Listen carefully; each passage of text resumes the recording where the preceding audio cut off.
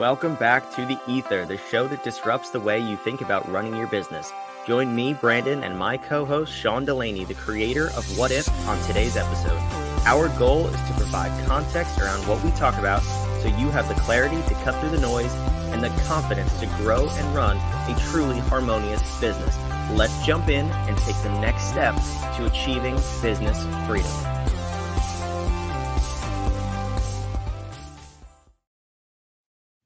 Welcome back to The Ether. What's going on, Sean? We look like those people.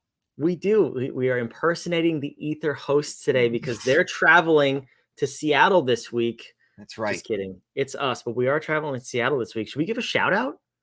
Shout it out. Shout it out. We are going to Seattle. Yes, we are. We are joining the Final Percent, an incredible mastermind. Greg is our host. Hugh, our good friend, our buddy, invited us in, and we're jacked up. Sean, you are speaking on their stage about business, and you're going to disrupt some people's mindsets about how they're running their business. Not only am I speaking on the stage, they actually invited me to do it. Sometimes I just run up on we should clarify that. It's actually with their permission this time. Hey, fantastic. So I'm really excited about it. It looks like they put on a very a terrific event, very Prince-like. Some might say, one might say, I might say, I just did say. So I'm excited. That's it. I am equally as excited. I've never been to Seattle. It's my first time. I've been to the West Coast plenty of times, but never Seattle. I've heard great things. So we'll see. We're going to give a full review next week, I'm sure, on The Ether. And yeah, we got a lot going on, but we're here to talk about gamification part 2. Yes. We started this conversation a couple of weeks ago. You were on the Professor Game podcast with the host, Rob Alvarez. Shout out, Rob. You're a rock star. That episode dropped live this week. So all of that will be in the show notes down below.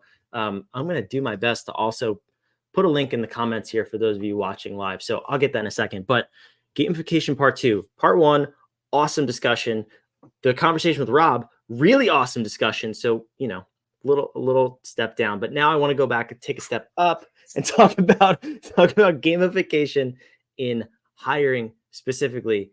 Do you know why I want to talk about that specifically? Why do you want to talk about that specifically?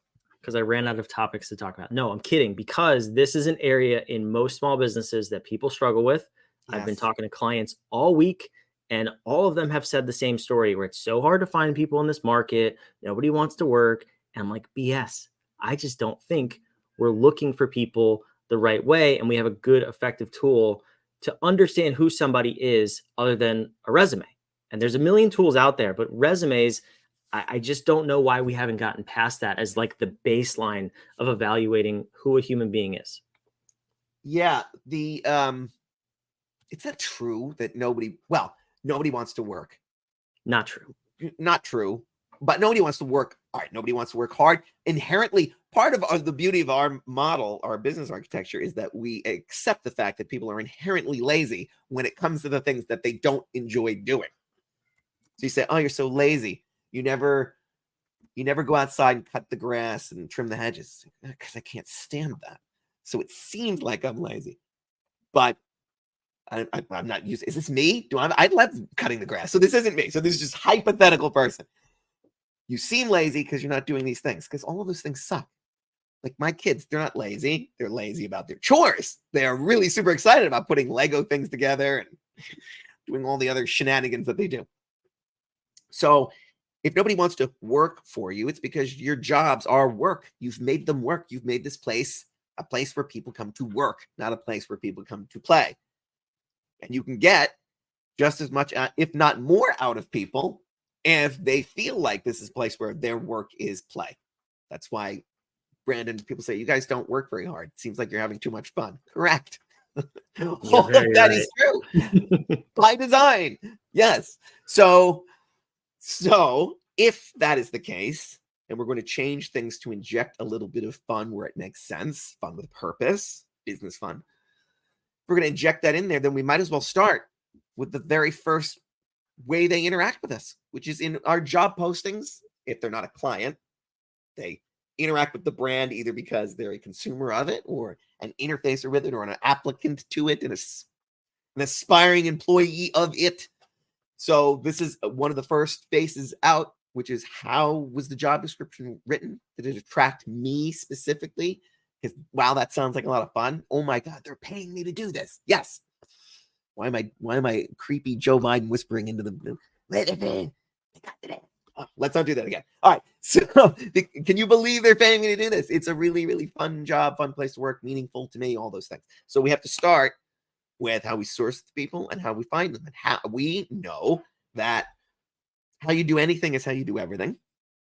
And we can talk about some examples of that, Brandon. And so why not start with seeing not how people say they work, but watching how they play.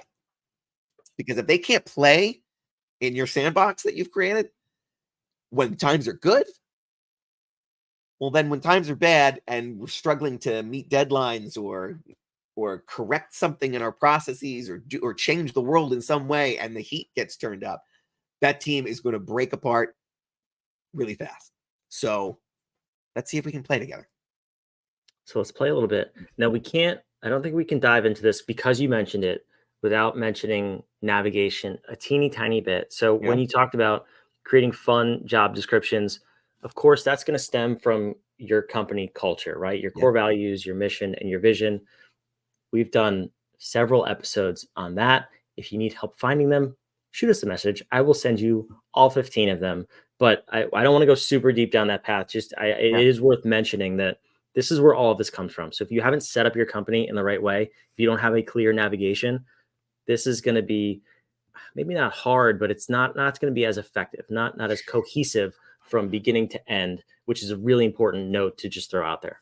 And worse, the games that you create, the fun that you are trying to create in your business will misfire because it's not really aligned with the core values that you have. It's not really helping you get to where you're going. It's not on brand.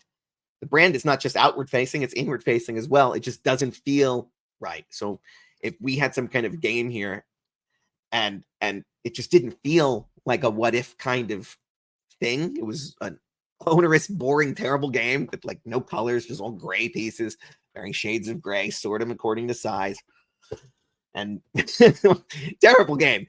Would be so off brand. So if you don't know who you are and you don't know what your mission is and your vision, then when you're trying to solve things or make the day-to-day more gamified, more fun, you're gonna misfire, and then people are gonna be annoyed in that moment. There are times where it's just not right. We work in an ER. There's people coming in with bullet holes, and you're playing a game around it. Yeah, I'm playing. I'm playing rainbow bingo with the people coming in. Oh, he's got a red shoe. I see red. No. Off-brand, misfire, and now it's off-putting, and it's just detracting from what you're trying to achieve. For example, I would love to work in that environment. I would be terrible there. That might be pretty good. Yeah. So I'm not qualified to be a doctor or cut anybody open, but I want to work in that hospital. Oh. Well, then it sounds like that's the hospital you belong in. Exactly. All right. So then let's put this together. So where should we start? We should probably start with a little bit of touching on, because you mentioned it, job descriptions and making them fun, but also on brand. So what are some ways people can do that? Because I've never seen one written like it was signing up for a game for play. It's all, here's the tasks, here's what you are responsible for, here's the pay. It's very boring. How do you spice that up? So simple in how I describe it, maybe a little harder in the execution, but you write it as if you are describing to someone the game. Like, hey, we've got an opportunity where you can help us achieve this mission. The mission is this. And if you think that mission's cool and you want to go on that trip with us, then here's how you can play with us. You can come in and you can handle the logistics for this. And you start describing the things as if they're part of this quest, this mission that you're all on. Every quest, think of it as I'm putting together.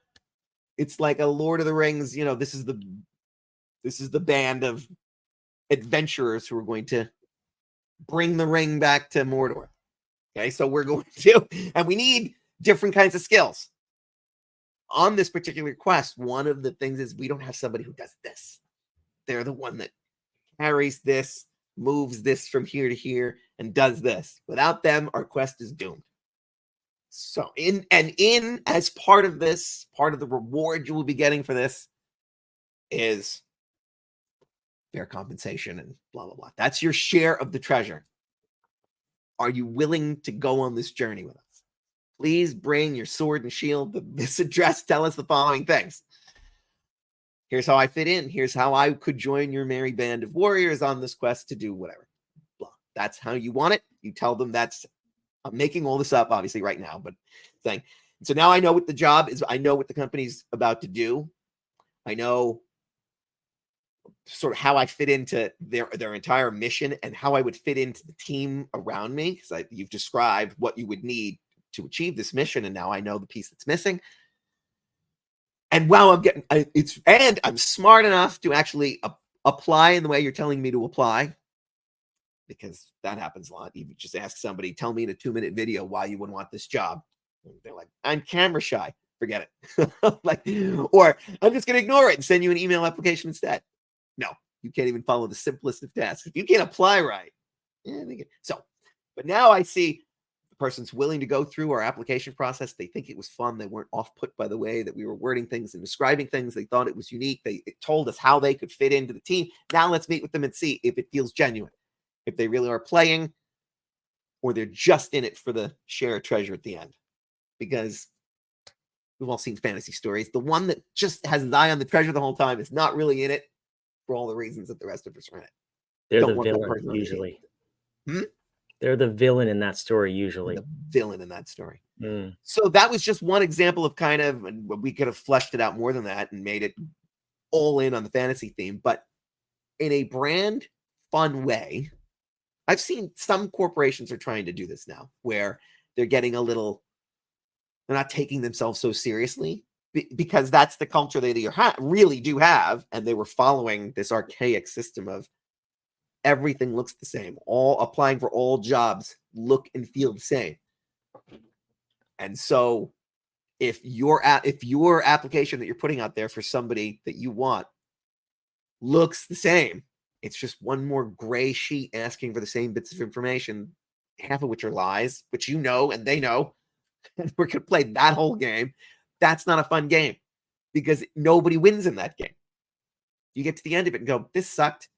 We're still shooting from the hip at hit or miss with the people we're hiring. And half these people are unhappy. Yeah, because you didn't really describe what your environment was and what you needed of them, because you were following some template. And so it was a crapshoot as to whether they were going to fit in with where they are and what you're doing. So why do that? So be immediately disruptive by being exactly who you are, exactly on brand. That gets people's attention. And yeah, they go, oh, but then what if I don't get enough applicants for that? Good. How many are you looking for? 100? That sounds horrible. I don't want 100 applicants. How many job openings do we have? 1.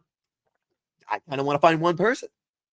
Well, can't write it for just one person. Well, I'm going to write it for somebody a lot like that one person. And there might be 10 of them. 10 sounds like a lot better interviews than doing 100 and have them all be wrong. I'm going to write, and it's, again, just a crapshoot that somebody's going to find this job on that day and be the perfect fit for the culture. No, I'm going to write it as if they're inside the walls. This is how we act. This is who we are. This is how we write them. If you don't like it, it wasn't the one for you. You'll find that diamond in the rough then, and you'll enjoy the interview process. Yeah, I want to get to the interview process next, because that's the second, probably a little bit more important component. But as you were describing that, I was thinking, as a child of the 90s, I'll date myself. I'll let people know how old I am. But I remember specifically, like, there were always these toy commercials on like Nickelodeon and Cartoon Network, and they would advertise board games. And as you were describing, like, the quest and here's your partner, I was thinking of those commercials. So you're almost writing like a 30-second trailer of your company and your culture, and enticing people to buy this board game or this video game, whatever it was. and it just so happens to be a job that they're going to have and have fun in. I don't know why that imagery popped in my head, but I thought it was so cool because I'm sure a lot of people can relate to something similar they've seen on TV, but it's not describing the tasks and functions. It's inviting them into this opportunity, this story, this journey, as you said, which is really, really cool. And you said the thing about forget how you phrased it, but it made me think of these job postings are also advertisement for you and what your brand is about. So you've got 100 people, you've got one job, 100 people apply, 99 people could be really pissed at you and your company and your products, or they could have not gotten it and still aspire to it and go, wow, that was great from beginning to end. See, that's why I really want to work there. And they could be advocates for you and your brand out in the world still. So, because that happens sometimes. It's like, we're the happiest place in the world. And then you go through their interview process and go, those pricks, I hate them. And I'll never go to their theme parks again. I don't know. I don't want to make it like I'm taking shots at Disney. That's not who I'm talking about. But so you understand that even posting a job is brand out facing. People are seeing you out in the world. So how you do anything is how you do everything. So if they see you not playing right there, but claiming you are something else, that already causes some dissonance. There's some inauthenticity there, and we already start eroding the brand promise of, hey, you can trust us. What we say is who we are. Yeah, one of the other things you said, I just want to highlight really quick because it's so powerful in terms of filtering the 100 down to the 3 or hopefully fewer. A practice that I always had when posting jobs. So first and foremost, I never looked at a resume. To hire anybody in my career, I've hired dozens of people. I've looked at them. I've never used them to influence my decision of whether or not to interview the person. So that we're just going to keep off to the side. The little golden nugget you offered of having a specific instruction on how to apply, I can't tell you how much time that has saved me over the years because I always my culture, I love to have fun in just life in general. I always put like a ridiculous subject line. You must put this to apply to this job posting. I don't care what else is in your email, but you have to have this. I would say maybe 10 to 20% of applicants on a good day would actually follow that instruction. Yeah. And people would follow up and be like, did you get my email? I'm like, no, you didn't follow the direction of putting this subject line. So I'm not going to look at you for this job. And that will save you if you are a company who gets dozens or even hundreds of applicants on your jobs. Please just do that. If you take nothing else from this episode, take that one little thing. It's magic. I promise. It is a big one. All right. So should we talk about the interview? You got to dive into the interview. Yes. Yeah. So this to me is where I think it's the most risky part because you have these people. I'm sure I've said it on this podcast. I know I've said it on others. You have professional interviewers where they know how to look the part. They know how to answer the questions. They know how to air quotes, be professional and seem like a good fit for the job. I want to know more who the human being is. And if you stay around to the end, we have a fun little, I don't know, a service we'll say that you can use to know more about that. But we'll drop that gold nugget at the end. But for now, how do you find out who somebody is when you don't know them for more than 5 minutes? That part of the interview process, I'm sure, is the most complex for every small business. Mm-hmm. So, there's like 4. Let me tell you a story. Tell us a story. And then we can pick about the story. We can find. So, I was hiring for. This was way back when I worked at MetLife, and nobody really was doing this kind of thing. I needed to find. It's kind of a unique job that I was sourcing for. We were internal consultants who had to be incredibly skilled, like that. Like I had to be able to point to resumes and say these people could kick McKinsey's ass in a minute.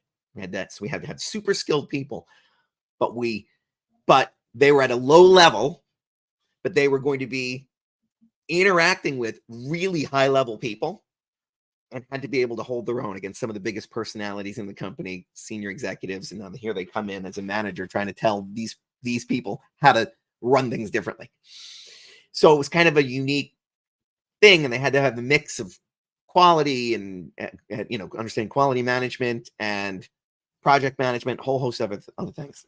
So you can imagine the flood of resumes that all just kind of looked the same. They're all Six Sigma certified. They're all, they have, it's just a sea of the same kind of thing. And you're not going to find anybody by asking them about really, really rib tickling ISO, 2000 standards, laugh a minute kind of joke. Like, there's nothing fun about it. It's the driest kind of thing in the world. But I need people who are not dry, can thrive in this culture, and hold their own when they have to. So I decided I'm just not even going to worry about this kind of things. I'm going to put them already on their heels, because they are going to have to be able to be not put on their heels. They have to deal with executive nut jobs at this place. much love, MetLife, but they're the same as every other company. So there's a bunch of wackos up there, and they've got to be able to walk in and hold their own.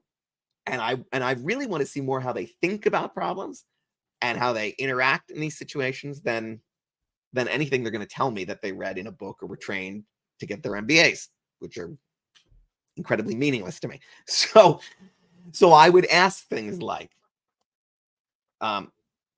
so we'll talk about the game that I'm playing in a minute. But I would ask things like,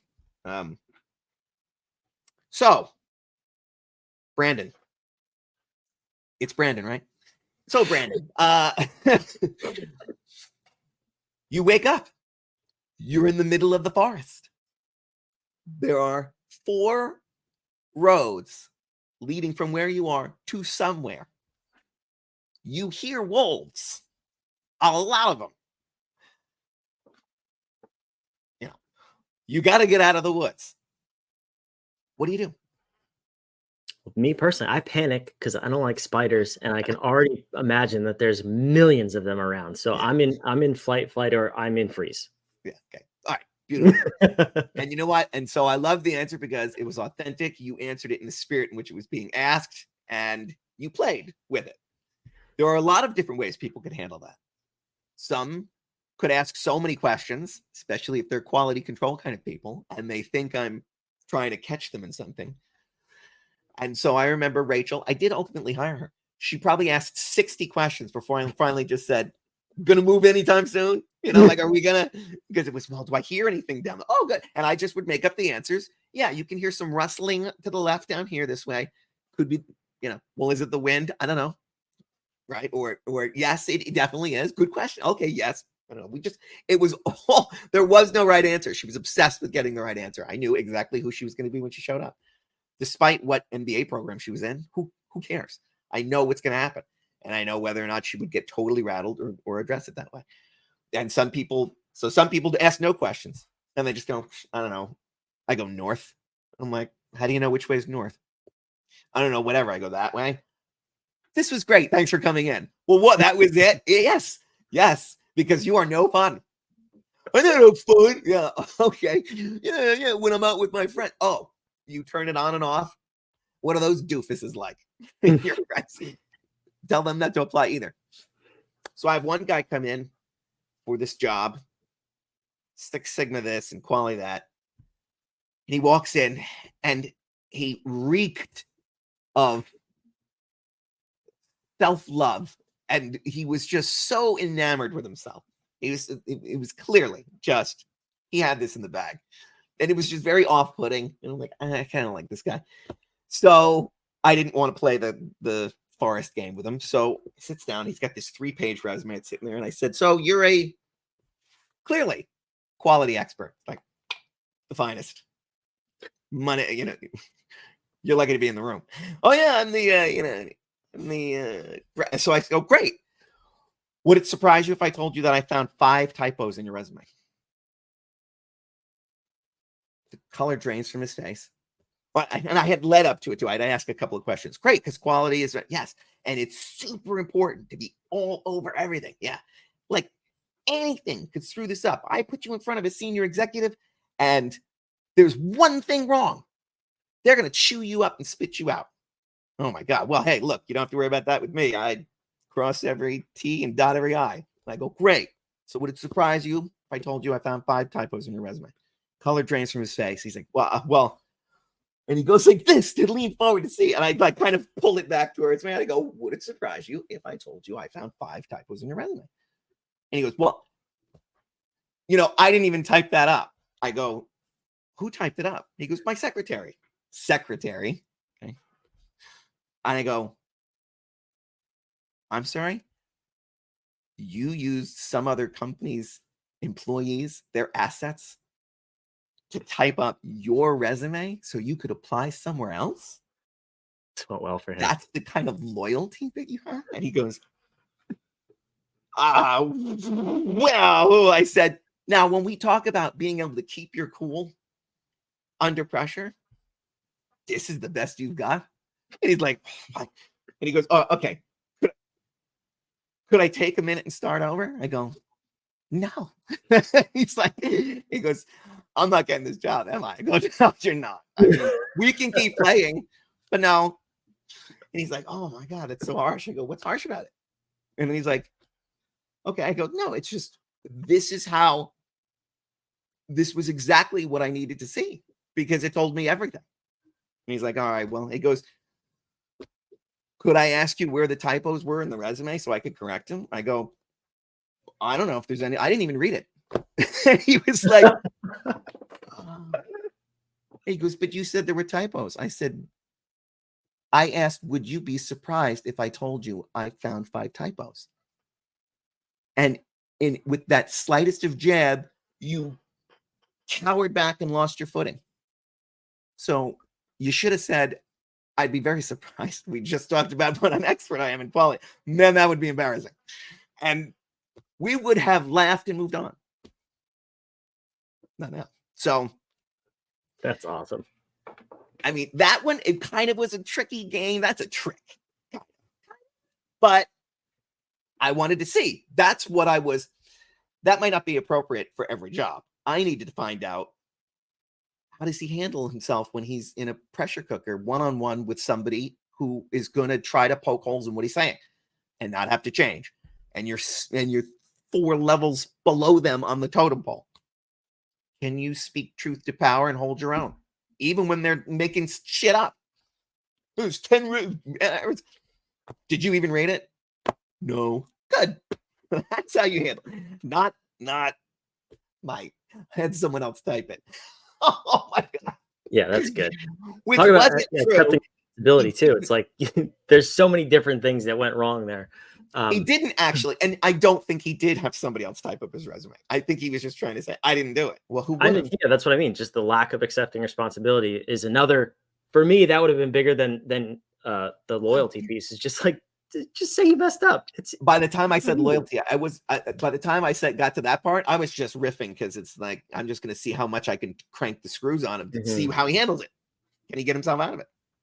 Yes. The number one thing was, you either stole company assets or you're a liar. Lying to me again because you passed blame. I didn't do it. It wasn't me. You can't be on this team. You're a piece of garbage. See you later. So, but he has his MBA. Had his MBA. Gotta love a good MBA. It's very clear I don't have one, and that's okay because I don't need one. But talk to me about the other side of hiring. That's more of a, I don't want to call it a negative example, but that's a little harsh. And we're a fun culture. We don't want to have to go there. So the good examples are like the ones that did get the job, the ones that say, oh, okay, let's play this game. And they try to frame it out together. And then we're creating the game together. I can even say, oh, all right, cool. So let's then assume, you assume this in the game. How do we figure this out? And now we're playing together. So we can play together in this conversation. That's the positive, right? I mean, the day I met you, essentially, I was interviewing him for the job. Like, come do this thing with me because we could play together. We knew we could play together first. We had enough trust to have ridiculous conversations, to laugh our asses off at a ridiculous theme park. But look at what we were doing. We didn't talk about what if first. We talked about some ridiculous app that we got an idea for and started playing the game of how would we build this company? And it was fun. And you brought up great points. And you thought of it from all different kinds of angles, from the ridiculous all the way to that. We can actually make $1 billion with this thing, right? That entire thing was why you're sitting right there. Because we first established core values. Hey, we already knew we thought enough alike because we were in somebody else's mastermind together. And so their pitch worked for both of us. So we're both kind of looking for the same thing in the same direction. So that already you had. Then we see that our values align. And then we were starting to play. And so then that way, at that night, when we came up with this whole thing, which was really just a comedy sketch turned into actual product that could change the world. What could have been? What could have been? We're doing this one instead that can change the world. But and then that game that we were playing with both, it displayed all the things that you would bring to the table if we were to do that here. So now we're doing that here. So that's it. Games in your hiring process. Now here's the real question. So I teased it before. What if there was a way where you didn't have to go through the nonsense of filtering through resumes and asking boring interview questions and trying to figure out who people were? And what if there was a way to know who somebody was without talking to them? Know everything about them, Brandon? Everything. What drives them? How they show up, what excites them about work? How they show up, if they would be a good fit for the role, if they'd be a good fit for the company. How about how they play together with the other people around them, with their teammates? If they can play together with the other people on the team, if that existed, that would be a miracle, would it not? Now that would be a trick to say. It would. Well, I have friends. We have friends. I think Toby Keith said the song. We have friends in low places. We have friends in high places here at What If. Smart places, way cooler places than most people would ever play. And I'm just going to toss it out there. Our friends over at HumanOp have this technology, and we want to give them a shout out, humanoptech.com. So moral of the story is it's a very quick assessment. It takes maybe 10 minutes or so to take it, and you will know everything about you. You will know more about you than you know about you after taking this assessment. It continues to blow my mind every single day. We are blessed to be able to work with these folks, and this technology will solve the problem of hiring culture, people, everything associated with people in your business. They solve that problem in less than 20 minutes, guaranteed. It's amazing. Someday there will be no wars because of this. For now, let's just make your business more harmonious. Well done over there, HumanOp. We love you, HumanOp. So this was fun. If you want to play games, we encourage you to play games to figure out who people really are and how they show up. And I hope this was helpful and insightful.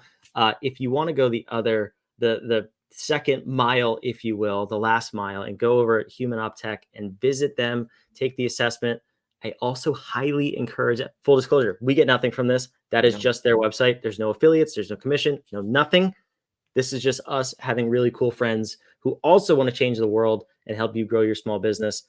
So Sean, we're going to go to Seattle. We're going to talk to way more really cool people, and we're going to come back and we'll break it all down next week. You up for that? Yes, let's do that. Let's go there, blow some minds, have our minds blown back in return, have my hair blown back, and then we'll close the window on the plane, Brandon.